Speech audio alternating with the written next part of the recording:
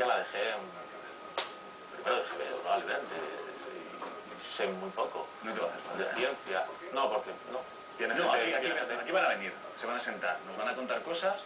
Nosotros, si tenemos dudas, las preguntamos. Si no tenemos dudas, decimos, qué interesante eso, me acordaré mañana. No, es mentira. A mí, a mí me terminaron de convencer cuando, no, hombre, si el invitado, por poco que sepa, sabe más que el presentador. Sí, es verdad. Esa estrategia maldita, no sabía. Y dije, bueno. Claro, entonces voy. Oye, pues vamos a empezar, tenemos que empezar. Vamos. Hacemos primero una sección que es verdadero o falso.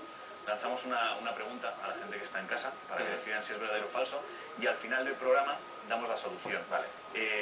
Hoy vamos a plantear esta duda. Recordad que no podéis mirarlo en internet. Internet es esta cosa que los domingos, mientras nosotros estamos en emisión, solo se utiliza para hablar de nosotros en Twitter. Acordaos que no podéis hacer otra cosa que no sea eso, ¿vale? Sigamos con el verdadero o falso de hoy. Vamos allá. ¿Es verdadero o falso que en los desagües del hemisferio sur el agua gira al revés que en los del hemisferio norte?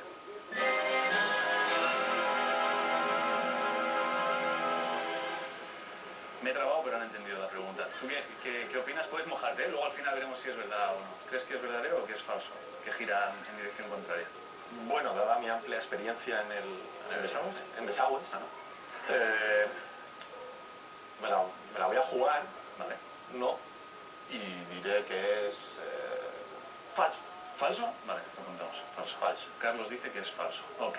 Nos hemos jugado, acuérdate, todo lo que se gane del libro. Estupendo. Vale. Estupendo. Bueno, al final del programa lo vamos a resolver, ¿vale? Luego lo vemos. Ahora vamos a hablar del futuro, y nos viene para hablar del futuro, ya viene alguien que sabe más que nosotros. Sabe bastante más. Sí, sí, podemos preguntar lo que queramos, eso sí. Ella es la periodista y divulgadora científica América Valenzuela. Buenas noches, Carlos, Ángel, ¿qué tal? América, Carlos, América. ¿Qué tal, América? Bien, vamos con la predicción de futuro semanal. Venga. En el futuro, Sí. los ordenadores van a ser como cerebros, se van a comportar como cerebros. Van a ser ágiles, rápidos, van a tener una enorme capacidad de cálculo, e incluso hay quien dice que van a ser inteligentes y que van a tener capacidad de razonamiento. Van a ser como cerebros buenos. No, vale. Okay. Esperemos. Bueno, esto os sonará, porque Stanley Kubrick lo clavó con 2001, HAL 9000. El protagonista del filme es este ordenador inteligente, el ordenador del futuro, ¿no? No he visto, ¿te puedes creer que no he visto la peli? ¿Qué dices? Te lo juro, no la he visto. Bueno, O sea, Carlos es un especialista del cine. Sí. ¿Y esto no te invalida? ¿No la has visto? No, yo la he visto. ¿No la has visto? No, yo no la he visto. No la he visto. No. Bueno, nosotros tenemos un problema en la actualidad con los ordenadores. Tal y como están planteados ahora mismo, pues hemos llegado a un límite, hemos llegado a un tope y ya no podemos sacarles más rendimiento ni podemos mejorar sus prestaciones. Actualmente los ordenadores tienen dos piezas básicas. Una es la RAM, que es la memoria, donde se almacenan los datos y donde se almacenan las instrucciones para usar esos datos. Y otra es la CPU. La CPU es el procesador.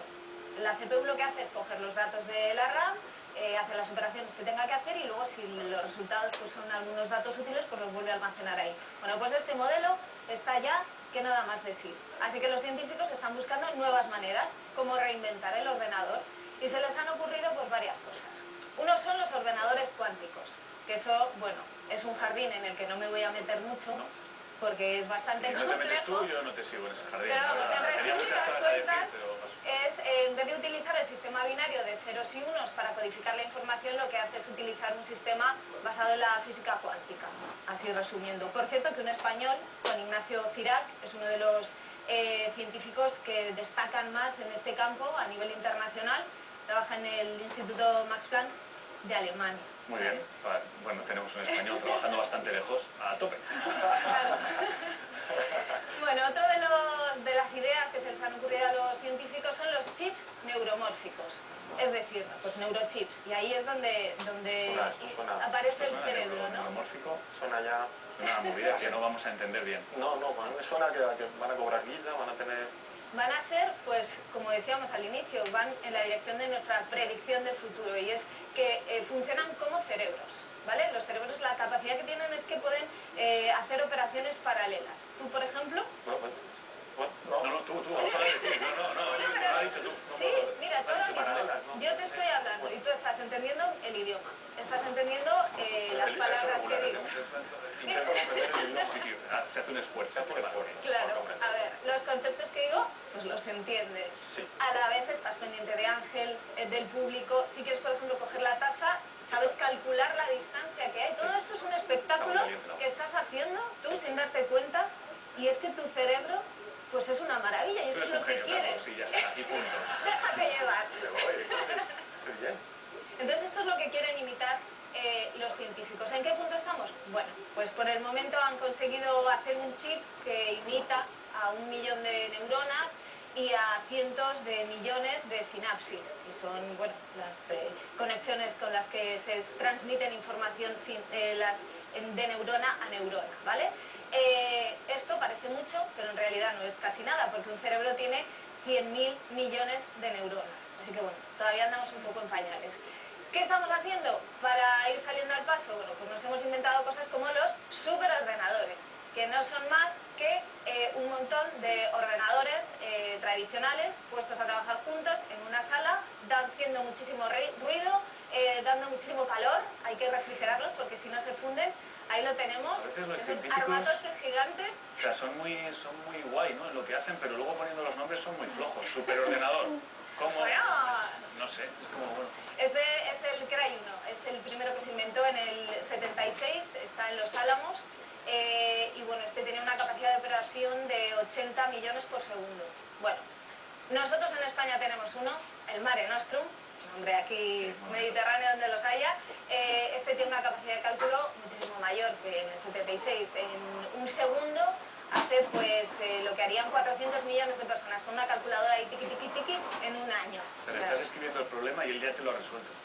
O sea, antes de que termines el problema, él ya te ha dado la solución. Cualquier problema, mira, supongo. ¿No? Y el mayor del mundo, el más potente, es chino, se llama Milky Way, Vía Láctea, y este ya no sé ni cuántas operaciones por segundo hace, es una bestia parda, también gigante, como podéis ver. Se maneja con una pantallita. Lo que será complicado es cuando los comercialicen, ¿no? Para tenerlo en casa. Claro, la idea es que tener salones muy grandes. Claro. Te compras un edificio de esos en los que tú vas a husmear en tu novela, el edificio entero. lo tienes ahí. No, es que me pillarían. Bueno, y ya otra cosa que se nos ha ocurrido para intentar tener algo de capacidad de cálculo superior a la que nos dan estos superordenadores directamente es coger todos los ordenadores personales que tenemos en el mundo y bueno, juntarlos todos y ponerlos a trabajar en común. Bueno, esto es voluntario, si quieres puedes participar y si no, no. Para participar te tienes que bajar un programa informático que da acceso a los científicos a tu ordenador para que puedan utilizar la memoria y sacarle rendimiento. Sí, está muy chulo, yo lo he hecho para... Hasta que no borre el historial, no. Mira, yo lo he usado para buscar vida extraterrestre inteligente. Esto se está haciendo. Le dejas acceso a la Universidad de Berkeley a tu ordenador y bueno, lo que haces es permitir que tu ordenador, ahí tenemos el software, se visualiza de esa manera, analice la ingente cantidad de ondas de radio que llegan a la Tierra desde el espacio exterior en busca de una señal articulada que sería una señal emitida por una inteligencia extraterrestre. Dices, bueno, pues a ver, ¿se les va a ocurrir hacer eso? Sí, a nosotros se nos ha ocurrido. En el 74 lanzamos al cúmulo de estrellas M13 en la constelación de Hércules una señal y estamos esperando respuesta. Lo que pasa es que llegará en 50.000 años. Si bueno. Pues habrá que esperar. Pues muchísimas gracias, América. Nos vemos la semana que viene con más. Gracias. Y contamos algo en 50.000 años. A mí, ¿sabes? Una cosa que me da pena son estos superordenadores en los maestros de ajedrez. ¿Te dan pena? Sí, porque ya empiezan a caer derrotados por superordenadores. Y ahora ya los que vienen... Claro, o sea, tú te puedes jugar, claro, pero en la primera. Claro. O sea, tú mueves y te dice, bueno, ya has perdido, no sigas. O sea, ríndete. 400.000. Te tira el rey. Tú mueves un peón y el rey te tira el rey. Es como no tienes nada que hacer contra mí. Claro, inventarán juegos. No, lo máximo que puedes hacer contra un ordenador tan inteligente es comerte una piruleta delante suyo y decir, tú no puedes. Y ya está. Eso creo que es lo máximo que puedes hacer. Oye, tenemos también una sección donde salimos a la calle a preguntarle a la gente y hemos salido a la calle a plantear una pregunta sobre meteorología. Sí, hemos salido a preguntar qué tal estaban en el tema de los tornados. Y atención a las respuestas que nos dan. Tornado aire fuerte. La columna de aire, la imagen típica. Con electricidad. ¿Cómo se forma? Será por la mezcla del viento y las distintas presiones. El choque entre dos capas De dos vientos. Estamos en época de tornados. Por la peli que pasa en la tele en América. Yo creo que es época de tornados ahora en México y la parte del sur de Estados Unidos. Algo más cerca de océano. Ella decía que se pone el cielo verde. ¿Sí? Me ha dicho una persona que ha vivido un tornado. Joder. Los Pokémon, ¿no? ¿Por qué? Entonces ella quiere que buscar tornados en la vida para poderlos estudiar En un futuro llegará a controlar los tornados. y entonces puedes avisar a la gente y salvar familias. Probablemente sí, o no, no sé. Ahora mismo así en un futuro próximo, no sé, no me cabe en la cabeza. Yo he dicho que te iba a hablar, Enrique. A lo mejor hay alguien que está por ahí encontrando, buscando el método para ello. O sea, esto sí tiene que volver a repetir, por favor, corta, corta.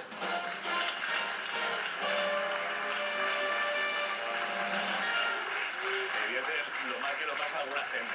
Yo admiro muchísimo a la gente que se para en la calle a contestar una pregunta y una pregunta de órbita laica más. Claro, es como que te paras ahí, ¿no? ¿Tú sabrías decir cómo se forman los tornados? No, ¿Tienes pero, idea de eso? no me la hagas. Claro, es como no me pares. Es que No me pares. ¿Vas andando? ¿Ves micros? No. Claro, no. No, pero estoy seguro lo va a desvelar alguien, ¿no? Antes de Lo acabar el vamos a programa desvelar, sí. o algo. No, Es no, un poco lo lo que vamos yo a hacer. desvelar ahora. Ah, Fíjate, vale. hacemos la encuesta de la calle y luego lo explicamos, Ah, porque así va todo juntito. Y además queda súper claro porque lo hacemos con dibujos animados. ¿Ah, sí? Tenemos un animador, sí, que a él le gustaría estar haciendo películas de Pixar y tal, pero como ha nacido en España, pues no puede, tiene que conformarse con nosotros. Es nuestro Ciencia Express de hoy. Bienvenidos a Ciencia Express. Hoy vamos a construir nuestro propio tornado. Lo primero que necesitamos es una masa de aire caliente y húmedo sobre la superficie de la Tierra o del océano. Este aire tiende a subir hasta capas superiores. Si se encuentra con una corriente de aire frío y seco, como pasa aquí, se producirá un giro que llevará el aire caliente y húmedo a partes altas y el aire frío y seco hacia la superficie. Esto generará lo que se conoce como corriente de convección. Si las condiciones de temperatura y humedad son adecuadas, se formará una llamada supercelda, que es básicamente una tormenta de las gordas. En este punto, la orientación de la convección puede cambiar, formando un remolino vertical denominado mesociclón. Mientras tanto, el aire frío y seco bajará para compensar el aire caliente y húmedo que está subiendo. Esto hace que se alimente el giro de subida, haciéndose cada vez más rápido y más estrecho. Como ves, lo que ocurre ahora es que el mesociclón baja hasta la superficie y adiós a esa vaca. Si en este momento te sale un tubo de aire ascendente rodeado de corrientes descendentes en rotación, enhorabuena, ahí tienes tu primer tornado. Los tornados se pueden producir en cualquier parte del mundo, pero son especialmente numerosos en una zona de Estados Unidos conocida como el Corredor de los Tornados. Aquí se dan entre 800 y 1000 al año. Su duración abarca desde unos pocos segundos hasta horas, con velocidades de viento superiores a los 200 km por hora. Un espectáculo bellísimo y devastador que, sin embargo, aún no entendemos del todo. Mira, ahí va la vaca.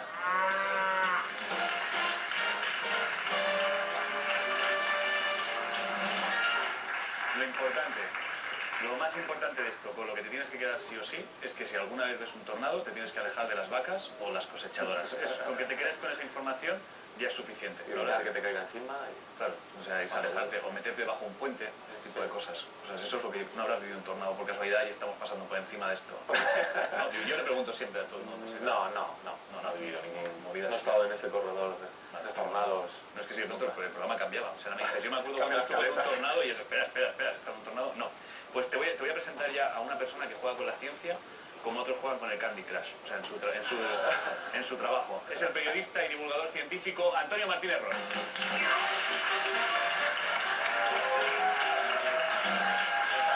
¿Qué tal? Buenas noches. Buenas noches, ¿qué tal?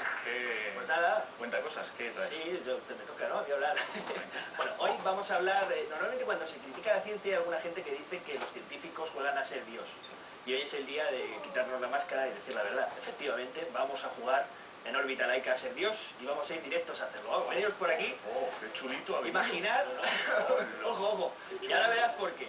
Imaginad una herramienta que os permitiera moldear la superficie terrestre a vuestro antojo, hacer montañas, hacer continentes, hacer mares. Pues eso es lo que tenemos aquí y es lo que nos ha prestado el Centro Principia gracias a esta tecnología. Esto es un cajón de arena, podéis empezar a tocar, fijaos lo que es tocar. Aquí, en este cajón de arena, tenemos un proyector y una cámara Kinect que está detectando en realidad aumentada cuáles son los movimientos de volumen de esta arena, ¿vale? Y a medida que la vamos modificando va proyectando un mapa topográfico con las distintas curvas de nivel, ¿vale? De manera que a medida que movemos la arena podemos moldear la topografía del paisaje. Creamos, por ejemplo, una gran montaña, vamos a hacer aquí el Teide. ¿Podemos hacer otra nosotros? Y, sí, claro, podéis hacer una allí. Entonces, la idea, básicamente, lo dejamos ahí descansar, es que las curvas de nivel, como en los mapas, se van marcando por colores, más marrón, donde es más alto. Si ponemos mucho, llegamos a ver el nivel blanco, que es como si fuera nieve, ¿vale? Y podemos hacer un cráter, ¿vale? Como si hubiera aquí un volcán. Pero es como el pro de esto, ¿no? Lo ves, tenemos un laguito en el medio. Podemos hacer que se caiga una ladera del volcán, que es algo muy habitual en las islas volcánicas, ¿lo veis? E incluso podemos hacer la península ibérica, ya si nos ponemos en plan ya de hacer cosas como Dios, como decía. Es como un jardín zen, pero en guay, ¿no? Hacemos aquí, sí, es relajante, ¿eh? Yo que he estado probando, Sí. hacemos aquí la península, bueno, un poquito de aquella manera, Eso- hacemos aquí eso África, es- este es el estrecho, Te ha quedado muy regular, ¿no? un poquito, sí, es que no te quedas, vamos a hacer aquí, mira, el ya, sistema ya, central, aquí hacemos la naricilla, aquí la barbillita, ¿veis? Ya se va pareciendo un poquito, ¿no? Sí, Aquí hacemos, es podemos poner idéntico. aquí las Baleares, Claro que sí.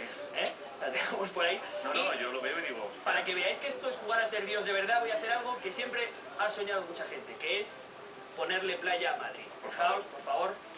¿Esto merece un aplauso, sí o no? Hombre. Gracias, Antonio. Bueno, Gracias por traer playa. este sistema en el Museo Principia de Málaga sirve para explicarle a los niños, para que ellos sepan cuáles son los accidentes geográficos, que es una península, que es un archipiélago y todas estas cosas. Pero si queremos aprender la historia del planeta, además de la geología, de los relieves, hay que ver también, porque sobre todo de otros planetas, cuáles son la historia de sus cráteres. Y para eso vamos a pasar a la siguiente fase de nuestra demostración de hoy, que nos ha ayudado a hacerla el Centro de Astrobiología, adscrito a la NASA en Madrid, en el que ellos estudian cómo se forman los cráteres, ¿vale? Tanto en la Tierra como en otros cuerpos celestes, cuando impacta un asteroide, ¿vale? Un meteorito. Cuando se produce eso, ellos para estudiarlo lo que hacen es utilizar un gran cañón que tiene una velocidad, lanza proyectiles de 500 metros por segundo, en un arenero muy grande, en el que, viendo a cámara, con una cámara como esta, de alta velocidad, viéndolo a cámara muy lenta, ven cuál es la trayectoria y cómo se han podido formar los distintos cráteres. Y eso sirve para saber la historia de cada uno de sus cuerpos. Nosotros tenemos, nos ha prestado Jens Ormo, que es el investigador que se dedica a esto, un cañón en miniatura, no es como el suyo. Él me dice que se siente como Harry el sucio con la Magnum cuando dispara su cañón. Mira, Las imágenes qué tranquilidad, ¿verdad? Claro, Sí, y entonces aquí tenemos ya cargado este cañón y vamos a ver ese impacto y luego vamos a observar las imágenes también a cámara súper lenta, ¿vale? Lo voy a hacer en la cuenta de 3. Hace mucho Hay, ruido. hay que apartarse. Esto lanza a 20 metros por segundo, no, pero es bastante seguro. A vista normal no se va a ver Ajá. casi nada. Ok, Venga, va, 3, lo que tú quieras. 2, 1, ahí está. Bueno, veis, se ha formado un gran cráter y ellos, analizando esas estructuras, pueden saber la antigüedad del cráter, en qué trayectoria se produjo, cómo era el objeto que colisionó. Y ahora vamos a ver en cámara lo que hemos grabado en esta cámara de alta velocidad. Fijaos en el wall, ahí estamos viendo la alta velocidad, cómo ha sido ese impacto. Fijaos, se ve la canica, que es lo que hemos lanzado en el centro, mientras se va expandiendo lo de dentro, que era arena blanca, y arriba había arena, para ver el contraste, arena más oscura. Lo que ellos lanzan, venid para acá ya si queréis, son proyectiles como estos. De hecho son usados estos, de dos tipos. Por un lado está un proyectil cerámico y el otro de plástico, que simulan las características de los verdaderos meteoritos, que unos son metálicos y otros son carbonáceos, son roca, ¿no? Y en eso, pues ellos van viendo si el cráter doble se ha producido por un objeto más grande, cuál ha podido ser la trayectoria. Y para hacerlo, pero más casero que esto todavía, vamos a hacer un experimento que se puede hacer cada uno de vosotros en casa simplemente. ¿Has dicho más casero que esto, como si esto fuera casero? ¿Un arma que dispara canicas contra Pero el...? deja de ser una ballesta que Ok, hemos montado. venga. Aquí tenemos una capa de harina bastante gruesa dentro de un recipiente y arriba tenemos una fina capa de cacao en polvo, ¿vale? No voy a decir marcas, Por supuesto. pero si no hay peleas en las casas. Y lo que hacemos a continuación es hacer impactos sobre ella, o sobre este sitio, que van a simular, porque al salir la harina, los radios de eyección de un cráter como los que se producen en la Luna o en Marte. ¿Has llenado esto con Mira. harina y cacao en polvo? Sí. Muy bien. Claro, para empezar, mira, vamos a utilizar una pelota de estas, de distintas características. Esta es más gorda, pesa más, y una de tiempo, una de estas que rebotan, y vamos a ver qué pasa cuando impactamos en el cráter, o sea, aquí en la sustancia. Fijaos, ¡pum! Ya hemos generado aquí un patrón parecido al que se genera sobre la superficie de Marte cuando impacta un meteorito. Fijaos aquí esta otra que pesa menos, si la dejamos caer, ¡pum!, apenas ha generado nada, pero la misma pelota la volvemos a coger. Fijaos que ha dejado un cráter muy pequeñín. Depende, esto es para que entendáis, para que los niños entiendan cuando se hace la demostración, que depende de la velocidad que lleve el objeto, además de su masa, se produce un cráter más o menos gordo. Si la misma pelota con la misma masa le damos más energía, fijaos lo que pasa. Ahora sí que hay un pedazo de cráter. Un aplauso para ese cráter que ha salido chulo. ¿Lo veis? Vale, ahora quiero que tú me tires aquí esta pelota, como si este ya es un señor cráter, que la dejes caer justo aquí. Déjala caer solamente. Solo la dejo caer. Bien. Ahí veis, esto es un aplauso para él, por favor. Bastante bien. Le habían aplaudido muchas veces por tirar. Ahora, si queréis, podemos hacer una lluvia de meteoros. Toma, tira alguna pelota más, tira alguna por aquí. No, la de ping-pong. Tira. Y hacemos ahí una pequeña lluvia de meteoritos. Entonces, a la de 3. 1, 2 y 3. Toma, esto ya empieza a parecer la luna. Y ahora, ya que estamos jugando a ser dioses... Pero vamos a meterlo en el horno y que salga un pastel. ¿Cómo hacemos un pastelito? Vamos a simular como el gran impacto que hubo en la península de Yucatán hace 65 millones de años, y que los científicos llegaron a la conclusión de que pudo acabar o contribuir a la desaparición de los dinosaurios. Vamos a coger esta pelota, y quiero que seas tú el que le pega ahí un pepinazo para explicar qué pasó. Sí, ahí, dale. Espera, has preguntado porque tienes una fuerza sobrehumana. Me ha dado mucho miedo. Todo fuerza, ya sabéis. Me voy a dejar al hijito. Tengo que medirla. Venga, dale caña. ¡Toma! ¡Qué animal! Aplauso, bien. Bueno, muy interesante, porque lo que acabáis de ver es justamente lo que se produce en un impacto de esas características de un objeto de más de 1 kilómetro.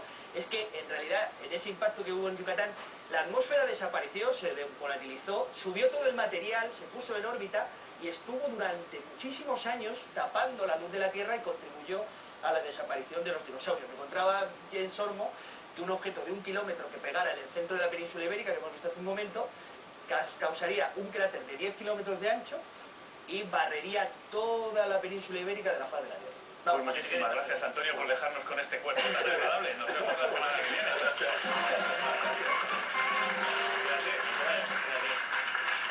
Tenemos una sección ahora que es el archivo del misterio. Vamos a hablar de la Atlántida. ¿Sabes cosas de la Atlántida? ¿Crees en ella? ¿No crees en ella? ¿Crees que existió? ¿Que no? ¿Eres de los que cree que existió o que no? ¿Te voy a mojar también? Puedes mojarte, sí, puedes. Recomiéndame. Yo no me puedo mojar. No puedes mojar. No, hombre. Da igual, no os mojéis. Mientras lo pensáis... Atlántida es una leyenda. Ya está. Bueno, da igual. Luis Alfonso Gámez nos va a contar la verdad sobre la Atlántida en el archivo del misterio de hoy.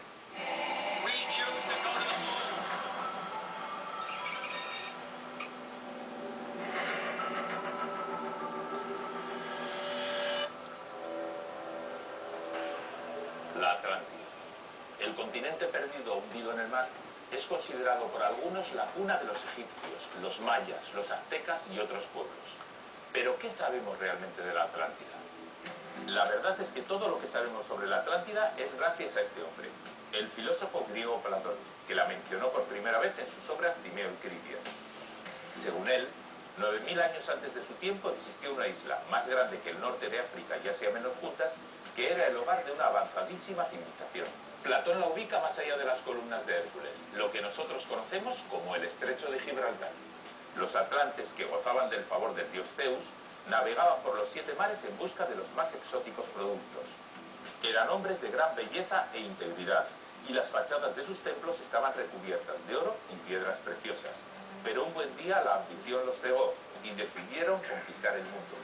Su ejército entró en el Mediterráneo y fue sometiendo a todos los pueblos de la región, hasta que llegaron al Peloponeso, donde fueron derrotados por los griegos. Zeus castigó entonces la soberbia de los atlantes hundiendo su isla en el mar. Se han propuesto decenas de posibles ubicaciones de la Atlántida, desde la Antártida hasta Groenlandia, pasando por los Andes y Canarias, aunque lo más habitual es situarla entre Europa y América. Pero si miramos un mapa geológico, veremos que no hay ningún vacío en mitad del Atlántico donde hubiese podido haber una isla gigante. Además, hoy sabemos que no hay ningún proceso geológico capaz de provocar el hundimiento de un continente de un día para otro. De hecho, las tierras emergidas actuales son las mismas que existían hace 1 millón de años. Pero ahí no acaban los problemas. Hace 11.000 años no habíamos inventado la agricultura, así que de grandes imperios ni hablamos.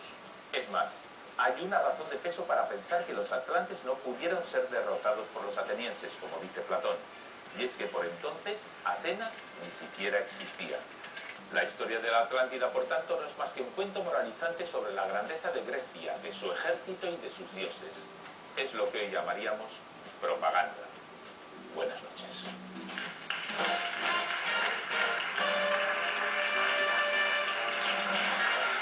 Ahora te voy a presentar, después de hablar de locuras científicas con Gámez, vamos a hablar de locuras científicas. Este señor me hace especial ilusión que lo conozcas. ¿Sí? Sí, porque yo creo que todos, cuando seamos mayores, queremos ser él. Lo vas a entender en cuanto lo veas. Es la sección del biólogo y divulgador científico José Cervera.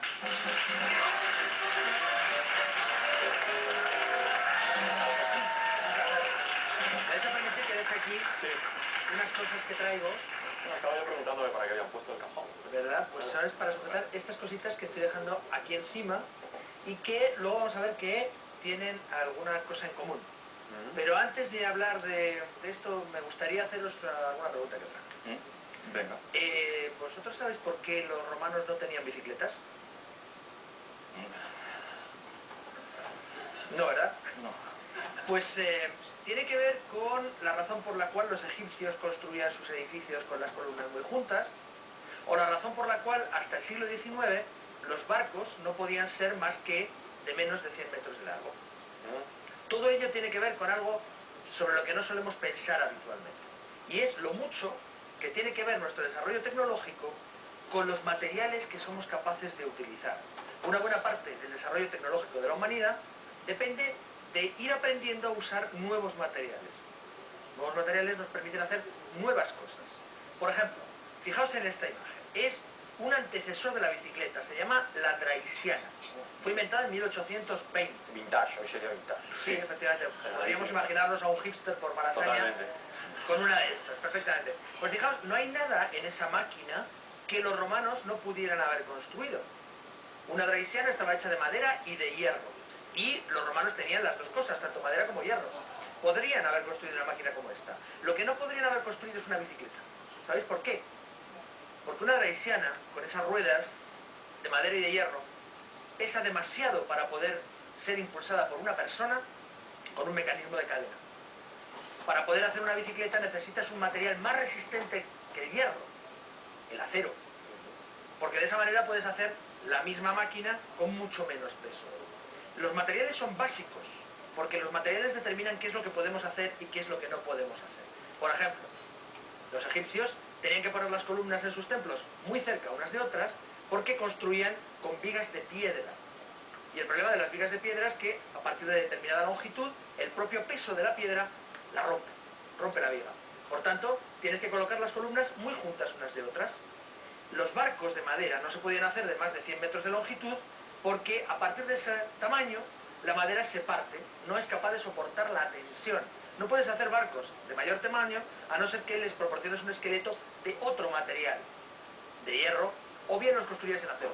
Es esa evolución de los materiales la que nos ha permitido ir haciendo cosas cada vez más sofisticadas, cada vez más amplias, cada vez puentes más grandes, vehículos más ligeros, máquinas más potentes. Ahora entiendo yo porque no he hecho cantidad de cosas. Claro, no tienes los materiales Claro, adecuados. claro, Claro, no me ha llegado, no me ha llegado. Al final el material siempre es absolutamente vital. Y por eso antiguamente se clasificaban las distintas etapas de la humanidad precisamente por los materiales. Se hablaba de la edad del paleolítico, la edad de piedra antigua, luego el neolítico, que era la edad de piedra pulida, después venía la edad del cobre, la edad del bronce, la edad del hierro. Fíjate que según iban cambiando los materiales, por ejemplo, cambiaba la forma de hacer la guerra. Los griegos usaban unas espadas de bronce, pero su arma principal era la lanza, porque las espadas de bronce enseguida pierden el filo. Entonces, muy pronto dejan de cortar. En cambio, las espadas de hierro aguantan más, pero son quebradizas. Cuando llega un tío con una espada de acero, te puede literalmente cortar la espada de hierro o partirla de un golpe. la forma de hacer la guerra cambia, la forma de construir cambia, la forma de hacer puentes, de hacer carreteras, porque los nuevos materiales varían nuestra manera de hacer civilización. Y una pregunta tonta, ¿en qué edad estamos? Ahora mismo, Sí, o sea, ¿y qué edad viene? pues tiene que ver con esto que he dejado aquí encima de la mesa al principio, porque La edad del vaso. vamos cambiando a lo largo del tiempo, en parte es la edad del vaso, pero vamos cambiando a lo largo del tiempo los materiales y sin embargo en algunas ocasiones seguimos con los mismos materiales. Explico el trabalengua. A ver. Esto que tenemos aquí son tres cosas de tres eras diferentes y sin embargo son el mismo material. Fíjate, esto es sílex. Es una piedra que nuestros antepasados de la edad de piedra antigua y de la edad de piedra nueva tallaban y eran capaces de extraer de ella cuchillas muy afiladas y de hacer muchas herramientas muy complejas con ellas. Y esto José lo tiene en su Por casa, supuesto. No te creas tú que lo pide. Esto José llega a una habitación y lo coge. Yo esto tengo sílex. Sílex, dióxido de silicio. Vidrio, inventado hacia la época de los primeros que empezaron a desarrollarlo fueron los egipcios, pero sobre todo se empezó a extender a partir de la época del Imperio Romano. Se funde a una alta temperatura con un fundente de forma específica, fórmula química dióxido de silicio. Es el mismo material, simplemente está tratado de una forma diferente. Toma, si lo quieres llenar de agua y beber de ahí. Químicamente es exactamente el mismo material, pero con vidrio se pueden hacer muchas cosas que es imposible hacer con sílex. Es una forma diferente de tratar el material. Y por último, Que ponerlo fíjate, ¿qué al es lado, esto? que se parecen tanto. Sí. ¿Verdad? Esto es un chip. Sí. Un chip de memoria, un chip microprocesador, es una máquina capaz de pensar hasta cierto punto. ¿Sabes de qué está hecha? De piedra. De dióxido de silicio.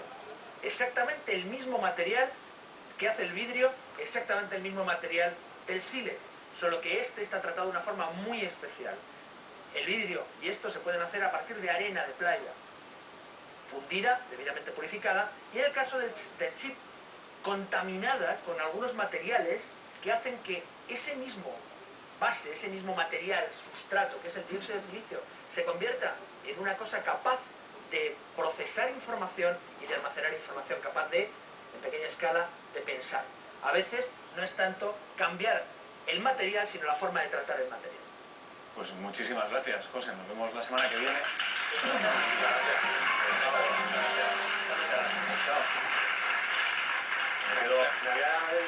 Ya me había puesto en esta posición. Ya, no, yo me he quedado un poco pensando que el dióxido de silicio es un poco el cerdo de los minerales. Aprovecha todo, te va a servir para todo. Sí, Oye, de hecho me lo voy a llevar. llévatelo, si eso te servirá para algo. Una chaqueta en algún momento te hace seguro con eso.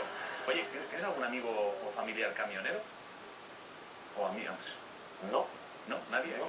Es que la sección de mates de hoy está especialmente dedicada a los camioneros, que lo sepáis, hemos pensado en vosotros. Nos la trae Raúl Ibáñez y la Cátedra de Cultura Científica de la Universidad del País Vasco. Vamos a verla. Hoy, en una de mates, vamos a hablar de gasoil.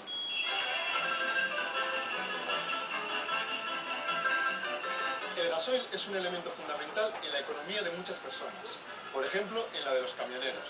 Aquí tenemos a nuestro camionero, que compra el gasoil por bidones. Un bidón suele tener una altura de 1 metro y 6 centímetros y una base circular con un radio de 30 centímetros.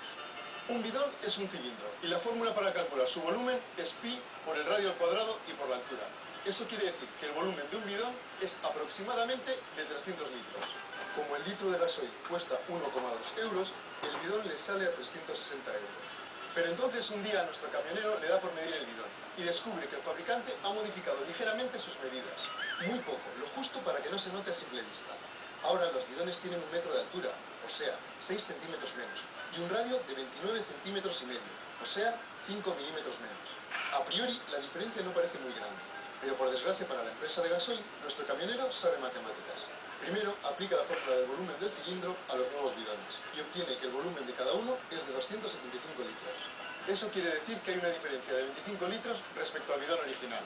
A 1,2 euros el litro, el camionero está perdiendo nada menos que 30 euros por cada bidón. Su camión gasta unos 3.000 litros al mes, es decir, 36.000 litros al año. Esos son unos 130 bidones al año, con lo que nuestro camionero tendrá unas pérdidas anuales de 3.900 euros. ¿Es esto justo? Yo creo que no.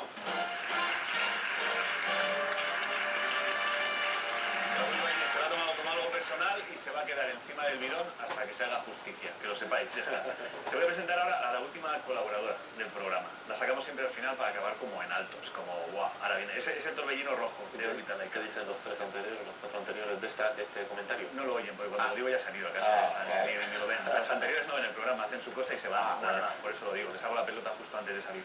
Ella es la matemática divulgadora Clara Grima.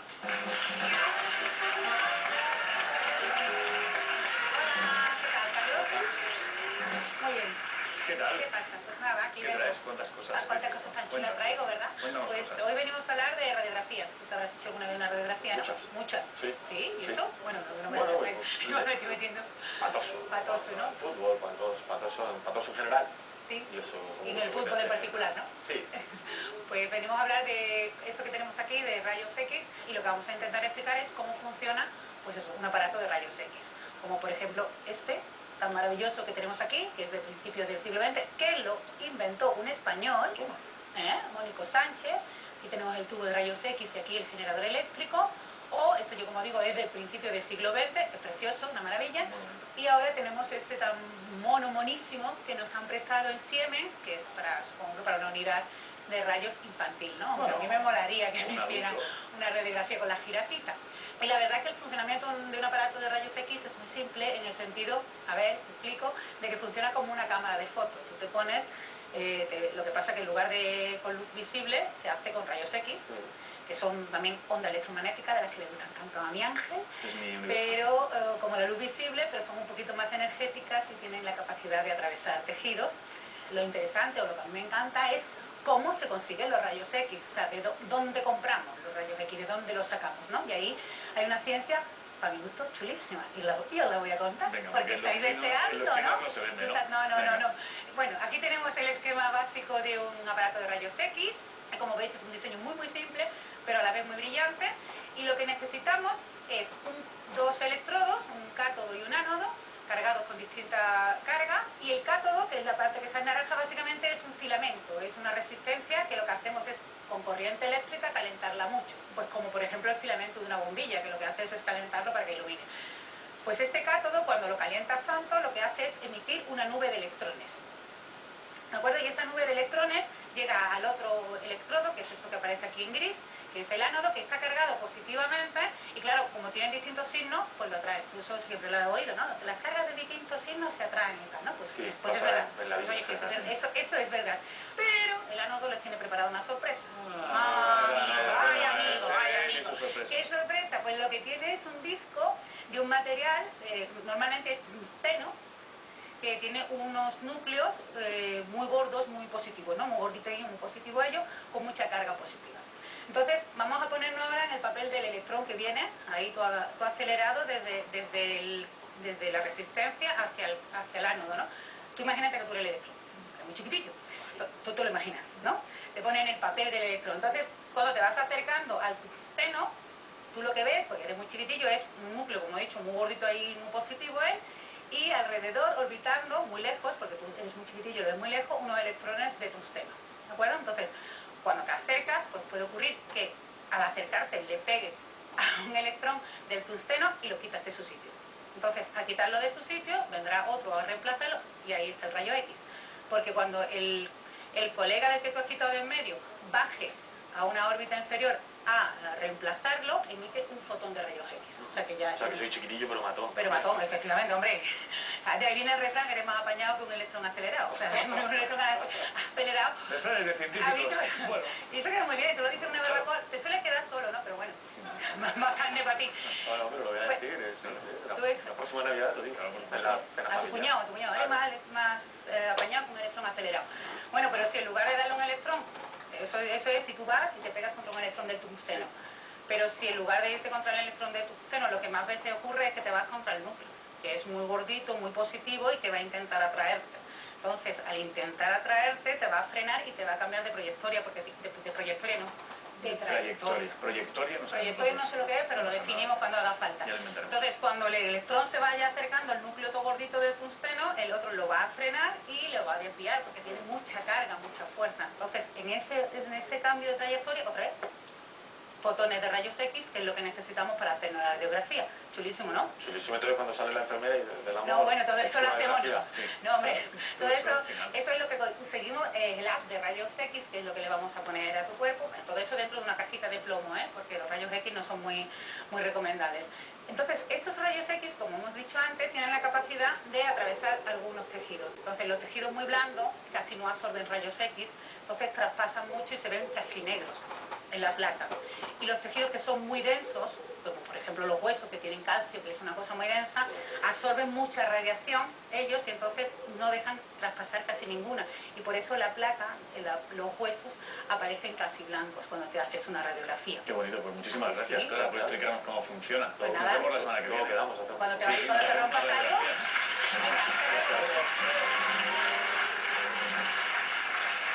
No sé si nos viste la temporada pasada. Sí, os vi. Sí, vale. Yo grabé. Os veo siempre y tal. Pues teníamos una sección dedicada a Feynman, ¿vale? Que es un certamen, no sé si he oído hablar de ellos. Son monólogos que escriben e interpretan científicos, ¿vale? Entonces hoy tenemos con nosotros al segundo clasificado de la edición 2015. Un aplauso para Manuel González.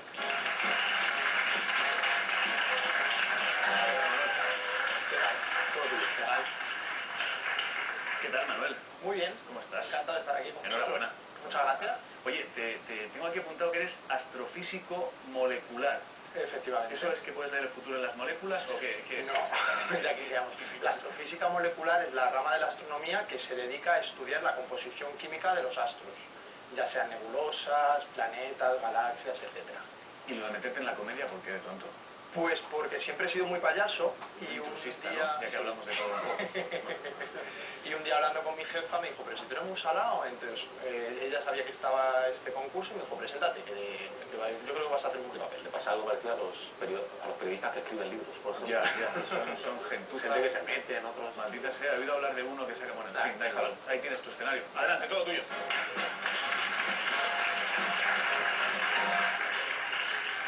Muy buenas noches, yo he venido aquí a cantar, así que sin más dilación voy a pedir la colaboración de la gran Lola Flores allá donde esté. ¡Lola!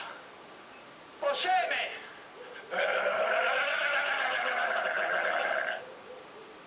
Buenas noches, Órbita Laica. Como todos ustedes saben, soy una gran apasionada de las estrellas. Por ello, he compuesto esta copla en la que les relato cómo nacen, viven y mueren. Muy cerquita en nuestra galaxia había una nube de polvo y gas. Como iba acretando materia, aumentaba así su densidad. Cuando la densidad era muy alta, nació en el centro una protoestrella. Pero el polvo lo ocultaba todo y no se la veía desde fuera.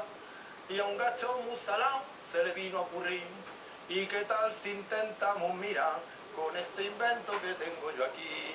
Protoestrella, no te escondas que te cojo. Te veo porque te miro con un radiotelescopio.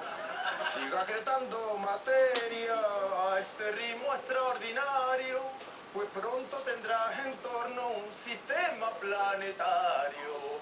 Y dentro de poco tiempo serás muy grande y muy bella.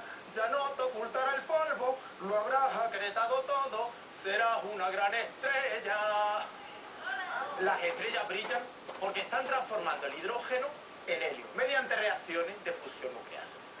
A esta fase se le denomina secuencia principal y en ella pasarán el 90% de su vida. Por eso brilla la estrella, convierte en helio todo el hidrógeno posible. Y así se pasa la vida hasta que un día de repente se le acaba el combustible. Y entonces la estrella, y no porque ella lo escoja, deja la secuencia principal y se convierte en gigante roja. La fase de gigante roja es la fase que precede a la muerte de la estrella. Las estrellas más pequeñas, del tamaño de nuestro Sol, no pueden continuar con la fusión nuclear, por lo que yestan las capas exteriores de manera pacífica, formando una estructura que se denomina nebulosa planetaria. En cambio, las estrellas más grandes pueden continuar con la fusión y crear carbono, oxígeno, nitrógeno, así hasta llegar al hierro. Una vez llegado a este punto, A la estrella le espera una muerte trágica.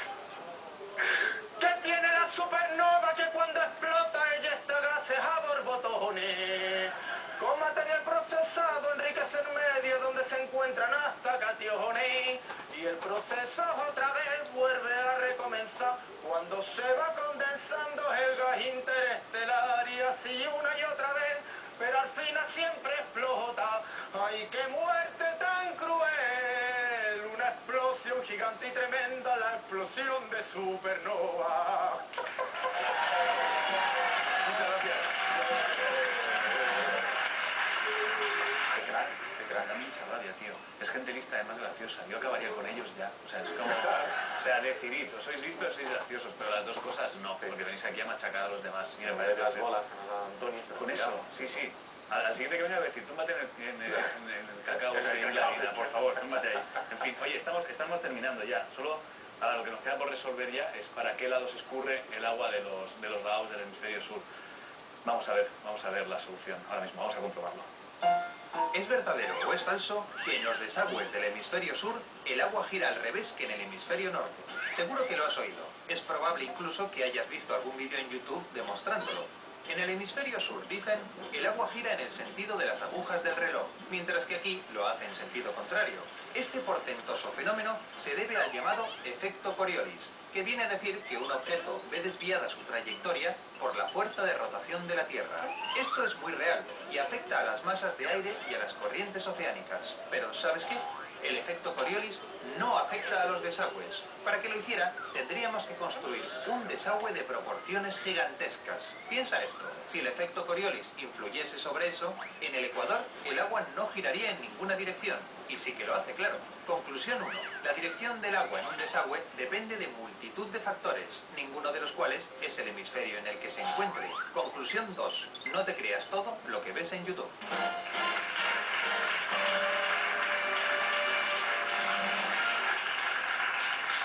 ¿Te has dado cuenta? Has acertado, efectivamente. Claro, no, yo es que lo del efecto Coriolis lo tuve en cuenta a la hora de dar la respuesta. Lo que pasa es que era claro que el efecto Coriolis... Ya lo sabías, te has ido haciendo el loco, pero en realidad tenías la respuesta... O sea, tú estabas por dentro diciendo el Coriolis. Sí, no, pero como la gente de aquí del público también sabía lo del Coriolis, es que esta era muy fácil. Todo el mundo, esta era sencilla, es verdad que esta la hemos puesto fácil. ¿Te puede dar el gesto, perdona? Muchísimas gracias por venir. Un aplauso para Carlos del Amor. Comprad su libro, El año sin verano. Y a vosotros, frikis de la 2, nos vemos la semana que viene. Hala, sed felices. Chao. Hasta luego.